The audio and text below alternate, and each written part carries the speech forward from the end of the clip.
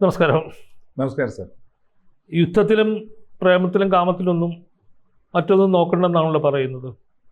ദീർഘനാളായി തുടരുന്ന Russia Ukraine യുദ്ധം, അതിനൊരു അവസാനമില്ല. നമ്മൾ ഒരിക്കലും ഈ ഫ്ലോറിൽ വെച്ചൊരു ചർച്ച ചെയ്തിട്ടുള്ളതാണ് റഷ്യൻ ഉക്രൈൻ യുദ്ധത്തെക്കുറിച്ചിട്ട്. ഇപ്പോഴും അങ്ങനെ തന്നെ പോവുകയാണ്. ഇതിനകത്തൊരു വളരെ രസകരമായിട്ടുള്ള ഒരു വാർത്ത വരുന്നുണ്ട്. റഷ്യൻ ഡ്രോണുകളെ തടയാൻ കുതിര രോമം കൊണ്ടുണ്ടാക്കിയ വലകൾ, പണ്ടത്തെ മത്സ്യത്തൊഴിലാളികൾ ഉപേക്ഷിച്ചു പോയ വലകളാണ് ഇപ്പോൾ ഉക്രൈനിലെ പട്ടാളക്കാർ, അവിടുത്തെ ആൾക്കാർ ഉപയോഗിക്കുന്നതെന്ന് കേൾക്കുന്നുണ്ട്. അത് കേട്ട് കാണുമല്ലോ അല്ലേ? അത് കേട്ടിരുന്നു. അത് ഒരു മാരകമായ ആയുധമായിട്ടിപ്പോൾ ലോകത്തെമ്പാടും യുദ്ധരംഗത്ത് ഡ്രോണുകൾ മാറിയിരിക്കുന്നു. അതെ അതെ അതെ. നമ്മൾക്ക് എന്ത് ആയുധത്തെ തടുക്കാൻ പറ്റിയാലും ആ തടുക്കാൻ ഉപയോഗിക്കുന്ന ആയുധങ്ങൾ, അതായത് ഒരു മിസൈലിനെ അങ്ങോട്ട് നമ്മൾ കവചമായിട്ട് ഉപയോഗിച്ച് തടുക്കുന്ന ഒരു മിസൈൽ എന്ന് പറഞ്ഞാൽ അതിനേക്കാൾ കൂടുതൽ വിലയുള്ളതായിരിക്കാം, അല്ല അത്രയും വിലയുള്ളതായിരിക്കും. എന്നാൽ ഡ്രോണിനെ തടുക്കുവാനും ഇതേ എമൗണ്ട് ഉപയോഗിക്കേണ്ടി വരുന്ന ഒരു രാജ്യത്തിന് അതിന്റെ പ്രതിരോധത്തിൽ അത് വലിയൊരു വെല്ലുവിളിയാണ്. അപ്പം ആ വെല്ലുവിളിക്കൊരു മറുപടി എന്ന രീതിയിലാണ് പുതിയൊരു സംവിധാനം. ഇതില് ഉക്രൈൻ എന്ന രാജ്യത്തെ തകർത്ത് തരിപ്പണമാക്കിക്കൊണ്ട് റഷ്യ മുന്നോട്ട് പോവുകയാണ്. തിരിച്ചുപടി കിട്ടുന്നുണ്ട്. പക്ഷേ ഉക്രൈൻ ചെറിയ രാജ്യമാണ്, റഷ്യ ഒരു വലിയ രാജ്യമാണ്. അപ്പോൾ വലിയ രാജ്യത്ത് നിന്ന് ചെറിയ രാജ്യത്തെ ആക്രമിക്കുകയാണ് സാങ്കേതികമായിട്ട് എളുപ്പമെന്ന് പറയുന്നത്. എന്നാലും അമേരിക്ക പോലുള്ള നാറ്റോ രാജ്യങ്ങളിൽ ചെറുതായിട്ട് ചെറിയ ചെറിയ ആയുധങ്ങളുടെ പ്രയോഗങ്ങൾ അവിടെ നോക്കി അവർ പരീക്ഷിച്ച് ജയിക്കുന്നുണ്ട് കേട്ടോ. പക്ഷേ റഷ്യയെ പ്രകോപിപ്പിക്കാൻ പറ്റുന്ന ഒരു കക്ഷിയല്ല ഉക്രൈൻ എന്ന് പറയുന്നത്. റഷ്യക്ക് ഇതൊരു കുട്ടിക്കളിയാണ്. അതിനപ്പുറം ഉക്രൈൻ പോയാൽ ഉക്രൈൻ ഉണ്ടാകുകയില്ല. അപ്പോൾ റഷ്യ ഇപ്പൊ ചെയ്തുകൊണ്ടിരിക്കുന്നുണ്ടെങ്കിൽ അവരുടെ ചെറിയ ആയുധങ്ങൾ, അവരുടെ ഏറ്റവും ചിലവ് കുറഞ്ഞ ആയുധങ്ങളാണ് ഈ പറയുന്ന ഉക്രൈനിലേക്ക് വിട്ടുകൊണ്ടിരിക്കുന്നത്. ഉക്രൈനിലേക്ക് ഇത് വിടുന്നതിന്റെ പിന്നിൽ ഒരു സാങ്കേതികമായ ഒരു ലക്ഷ്യമുണ്ട് അവർക്ക്. അതായത് റഷ്യൻ ഡ്രോണുകൾക്ക് ആഗോള വിപണിയിൽ ഡിമാൻഡ് ഉണ്ടാക്കും. ഇങ്ങനെ ആഗോള വിപണിയിൽ റഷ്യൻ ഡ്രോണുകൾ ആധിപത്യം സ്ഥാപിച്ചാൽ ഇപ്പൊ കുറഞ്ഞ ചെലവാണ് തന്നെ. ഡ്രോണുകളിൽ സ്ഫോടക വസ്തുക്കൾ നിറച്ചു വിടുന്നു, ഈ പറയുന്ന ഉക്രൈന്റെ പ്രദേശങ്ങളിൽ അത് പൊട്ടിക്കുന്നു. പക്ഷേ അങ്ങനെ അത് വിജയിച്ചാൽ പാശ്ചാത്യ ലോകത്തിന് വലിയ നഷ്ടം വരും. അപ്പൊ അതിൽ നിന്ന് യുദ്ധം എന്ന് പറയുന്ന ഒരു വലിയ ബിസിനസ്സാണ് ഈ യൂറോപ്യന്മാർക്കും അമേരിക്കക്കാർക്കും ഉണ്ട്. ആ ബിസിനസ്സിൽ ഞങ്ങളെക്കാൾ മുന്നിലേക്ക് ആര് പോകരുത്, റഷ്യ പോകരുത് എന്ന് അവർക്ക് നിർബന്ധ ബുദ്ധിയുണ്ട്. അതിനുവേണ്ടി അവർ ചെയ്ത ഒരു സൂത്രമാണ് ഇപ്പോൾ നമ്മൾ കാണുന്നത്. അതായത് ബ്രിട്ടനി എന്ന ഒരു പ്രദേശം, അത് ഫ്രഞ്ച് മത്സ്യബന്ധന പ്രദേശമാണ്.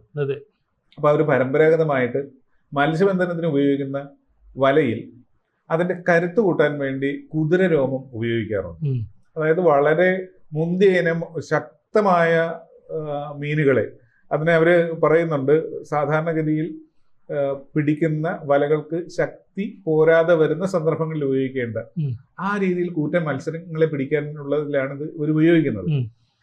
ആ ഉപയോഗം കഴിഞ്ഞാൽ, ഇതിന്റെ മത്സ്യബന്ധന ഉപയോഗം കഴിഞ്ഞാൽ ഇത് പിന്നെ സാധാരണ നമുക്കറിയാമല്ലോ, അതൊരു വേസ്റ്റാണ്. ഈ വേസ്റ്റ് വലകൾ അവർ ഉക്രൈന് കൊടുക്കുകയാണ്. ആര്? ഫ്രഞ്ചുകാർ. ഇപ്പൊ ഫ്രഞ്ചുകാർ ഇത് കൊടുക്കുന്നു പറഞ്ഞതോടുകൂടി ബ്രിട്ടനിലെ ഈ മത്സ്യത്തൊഴിലാളികൾ അത് പുറത്തേക്ക് കളയാതെ, എന്നാൽ ഇത് പ്രയോജനപ്പെട്ടിട്ടുണ്ട് എന്ന രീതിയിൽ വളരെ സന്തോഷത്തോടുകൂടി ഞങ്ങളുടെ ഒരു സംഭാവന എന്ന രീതിയിൽ അവരിത് ശേഖരിച്ച് ഫ്രഞ്ച് ഗവൺമെന്റിന് കൊടുക്കുന്നുണ്ട്. അപ്പൊ ഇവിടെ വലിയ തോതിൽ ഈ ഡ്രോണുകൾ വരുന്ന പ്രദേശങ്ങളിൽ, അതായത് ചില പ്രത്യേകമായ തുരങ്കങ്ങളിൽ പോലും ഡ്രോണുകൾ ചെല്ലുമല്ലോ, അങ്ങനെയുള്ള സ്ഥലങ്ങളിൽ, അതല്ല എങ്കിൽ ആകാശവിധാനത്തിൽ ഡ്രോണുകൾക്ക് ഒരു പറക്കൽ ശേഷിയുണ്ടല്ലോ, ആ ലെവലിലെല്ലാം ഏകദേശം 250ഓളം കിലോമീറ്റർ നീളത്തിൽ, അല്ലെങ്കിൽ അതിനേക്കാൾ കൂടുതൽ നീളത്തിൽ ഈ വല വലിച്ചു കെട്ടിയിരിക്കുക. എട്ടുകാലി വലയിൽ എങ്ങനെയാണോ ഈ ഷഡ്പഥങ്ങളെല്ലാം കുരുങ്ങിക്കിടക്കുന്നത്, അതേപോലെ ഈ സാധനം ഇവിടെ വന്ന് ഇവിടെ വെച്ച് പൊട്ടിത്തെറിക്കും, അല്ലെങ്കിൽ അവിടെ വെച്ച് നിർവീര്യമാകും. ഓട്ടോമാറ്റിക്കായിട്ട് തന്നെ ഇത് ഈ വലകളുടെ ഇതിൽ വെച്ചിട്ട് നിർവീര്യമാകുന്നു എന്ന് പറയുന്നത് ഇതിന്റെ ഒരു പ്രത്യേകത എവിടെയെങ്കിലും മുട്ടിയാൽ പൊട്ടിത്തെറിക്കുന്ന രീതിയിലാണ്. നിർവീര്യമാക്കുക എന്ന് പറയാൻ ആകാശത്ത് വെച്ച് അത് പൊട്ടിത്തെറിച്ചാൽ ആ ഡാമേജ് ഭൂമിയിൽ ഉണ്ടാകുന്നില്ലല്ലോ. അപ്പൊ ഇത് ഭയങ്കര ചീപ്പായ, അതായത് ചീപ്പായ ആയുധത്തെ ചീപ്പായ സാങ്കേതിക വിദ്യ കൊണ്ട് നേരിടാനായിട്ട് ലോകം പഠിച്ചു വരികയാണ്. നമ്മുടെ യുദ്ധതന്ത്രങ്ങൾ വളരെയേറെ മാറിക്കൊണ്ടിരിക്കുകയാണ് ഓരോ ദിവസവും. ഇപ്പോൾ ഗാസയിലെ യുദ്ധത്തിൽ ഇസ്രായേൽ സിമന്റ് മിക്സ് വരെ ഉപയോഗിച്ചു ഏറ്റവും അവസാനം. ഇനി അവര് ഗ്യാസ് ഉപയോഗിക്കുമോ, തുരങ്കൾ 200 പേര് കുടുങ്ങിക്കിടന്നില്ല, ഗ്യാസ് ഉപയോഗിക്കുമോ എന്ന ഒരു സാധ്യതയാണ് ലോകം നോക്കുന്നത്. അതിന് കുറെ പ്രശ്നങ്ങളുണ്ട്. ഗ്യാസ് ഉപയോഗിച്ചാൽ അത് ഇല്ല, പണ്ട് സദ്ദാമിന്റെ കെമിക്കൽ എതിരെ യുദ്ധ കുറ്റവാളി എന്ന രീതിയിൽ കുറ്റം ചുമത്തുന്ന പോലെ ഒരു പ്രശ്നമുണ്ടാകും. അതുകൊണ്ടാണ് അവരത് ചെയ്യാത്തത്. അപ്പൊ എന്നതുപോലെ ഇവിടെ ഉക്രൈനിലേക്ക് വരുമ്പോൾ ഉക്രൈന് റഷ്യ എന്നൊരു വലിയ രാജ്യത്തെ നേരിടാനുള്ള കെൽപ്പില്ല. പാശ്ചാത്യ രാജ്യങ്ങൾ പറഞ്ഞ വാഗ്ദാനങ്ങളൊന്നും അവർക്ക് പാലിക്കാൻ പറ്റിയിട്ടില്ല. കാരണം റഷ്യയെ തകർക്കാൻ പറ്റില്ലെന്ന് ആർക്കറിയാം, അവർക്കറിയാലോ. അപ്പൊ അവര് റഷ്യയെ തകരുകയില്ലെന്നറിയാം. പിന്നെ റഷ്യ യുദ്ധത്തിൽ തളച്ചിടുക എന്നത് അവരുടെ ലക്ഷ്യമാണ്. എന്നാൽ യുദ്ധം ഒരു ആഗോള യുദ്ധമായിട്ട് പോകുവാനും പാടില്ല. തങ്ങളുടെ വാക്ക് കേട്ട് യുദ്ധത്തിന് ചാടി ഇറങ്ങിയ ഉക്രൈനെ ഞങ്ങൾ സംരക്ഷിക്കാൻ ശ്രമിക്കുന്നു, വലിയ പണച്ചെലവില്ലാതെ. ഇതാണ് ഇതിലിപ്പോ കാണുന്ന സംഭവം. അതേ സാമ്പത്തിക ചെലവുകളില്ല, മറ്റുള്ള ബുദ്ധിമുട്ടുകളൊന്നുമില്ല. എന്നാൽ ഉക്രൈനെ സഹായിച്ചെന്ന് വരുത്തുകയും ചെയ്യും. നാറ്റോയിൽ ഞങ്ങൾ തങ്ങളുടെ കേമത്വം കാണിക്കാനും പറ്റും. പക്ഷെ ഇതുകൊണ്ട് നഷ്ടം റഷ്യക്ക് ഉണ്ടാകുകയും ചെയ്യുന്നു. റഷ്യക്ക് പിന്നെ അവരുടെ ഈ പറയുന്ന സാധനം ലക്ഷ്യത്തിലേക്ക് എത്തുന്നില്ല. അതെ, ഇപ്പൊ ഡ്രോണുകൾ ഇത്ര നഷ്ടമായി കഴിഞ്ഞാൽ ഏത് യുദ്ധത്തിലായാലും നഷ്ടം മാത്രമല്ലേ ഉള്ളൂ. ആത്യന്തികമായിട്ട് യുദ്ധം എന്ന് പറഞ്ഞാൽ നഷ്ടം മാത്രമേ ഉള്ളൂ. നഷ്ടമാണ്, നഷ്ടത്തിന്റെ തോത് കുറക്കുക. എന്നാൽ റഷ്യയുടെ നഷ്ടത്തിന്റെ അളവ് കൂട്ടാൻ പറ്റും. അത് മനസ്സിലാക്കിക്കൊണ്ട് തന്നെ ഇപ്പൊ ആഗോള പിന്തുണ ഇതിന് വരുന്നുണ്ട് യൂറോപ്യന്മാരുടെ ഇടയിൽ. ചിലവില്ലാത്ത കാര്യമല്ലേ, ഞങ്ങൾ സഹായിച്ചെന്നത്. ഇപ്പൊ അതിന് സ്വീഡൻ, ഡെൻമാർക്ക് തുടങ്ങിയ സ്ഥലങ്ങളിലെ മത്സ്യത്തൊഴിലാളികളും ഇതേ പാതയിലേക്ക് മാറിയിരിക്കുകയാണ്. അവർ ഈ വലകൾ ശേഖരിക്കും. പ്ലാസ്റ്റിക് വേസ്റ്റ് കൂടെയാണ് ഇതിന്റെ പിന്നിൽ. ആ ഒരു കാര്യം ഉണ്ടല്ലോ, ഇത് ഡിസ്പോസ് ചെയ്യാനായിട്ട് പ്രത്യേകിച്ച് ഒന്നും ചെയ്യണ്ടല്ലോ. റഷ്യയെ നശിപ്പിക്കാൻ വേണ്ടി ഞങ്ങളുടെ വേസ്റ്റ് എങ്ങോട്ടാ പോകുന്നത്? ഇപ്പൊ ഉക്രൈനിലേക്ക് പോകുന്നു. അപ്പൊ ഒരു വെടിക്ക് 2 പക്ഷി എന്ന് നമ്മൾ പറയുന്ന ഒരു തന്ത്രം ഇവിടെയുണ്ട്. അപ്പോ യൂറോപ്പിന്റെ മറുകരയിൽ ഇരിക്കുന്ന, അതായത് യൂറോപ്പിന്റെ മുകളിൽ ഇരിക്കുന്ന മത്സ്യത്തൊഴിലാളികൾ പോലും ഇപ്പോൾ വളരെ ആഹ്ലാദത്തിലാണെന്നാണ് പറയുന്നത്. അവര് പല ചാനലുകളിലും പ്രത്യക്ഷപ്പെട്ട് ഇന്റർവ്യൂ കൊടുക്കുകയാണ്. റഷ്യയെ തകർക്കുവാൻ ഞങ്ങൾക്ക് ചെയ്യാവുന്ന കാര്യങ്ങൾ ഞങ്ങൾ ചെയ്യുന്നു എന്നുള്ളത്. എന്നാൽ ഇതിന് ഒരു പരിണിത ഫലമുണ്ട്. റഷ്യ അവരുടെ യുദ്ധതന്ത്രം മാറ്റാനുള്ള സാധ്യതയുണ്ട്.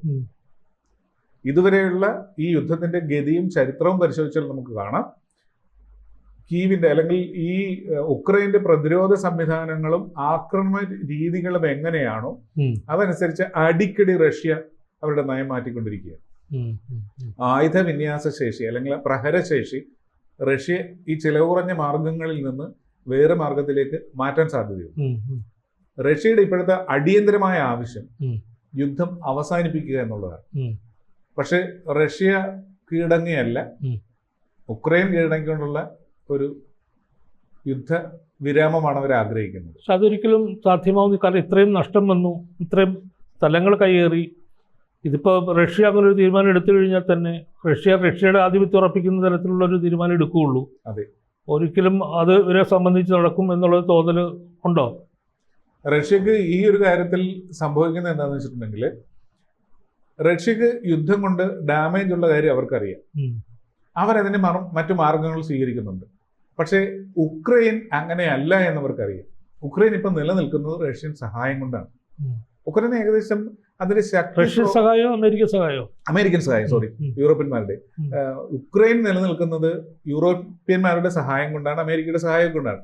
പക്ഷേ ആ സഹായം എന്ന് പറയുന്നത് ഒന്നെങ്കിൽ സൈനിക അല്ലെങ്കിൽ ഭക്ഷണപരമായിട്ടുള്ളതാണ്. വ്യാവസായികമായിട്ട് അതിന്റെ നീക്കം മുന്നോട്ട് പോകാൻ പറ്റാത്ത രീതിയിൽ പരിമിതപ്പെട്ടിരിക്കുന്നു ഉക്രൈനിൽ. അതുകൊണ്ട് തന്നെ ഈ വല കൊണ്ടുള്ള പ്രതിരോധം കൊണ്ട് വലിയ കാര്യം പരിധിവരും അത് ഉക്രൈന് സഹായകമാണ്. പക്ഷെ യുദ്ധത്തിന്റെ ഗതി പെട്ടെന്ന് മാറുവാൻ റഷ്യ വേറെ തരത്തിൽ ചിന്തിക്കാനും മതി. കാരണം അവരുടെ അപകടം ഇതിന്റെ പിന്നിലുണ്ട്. അതെ.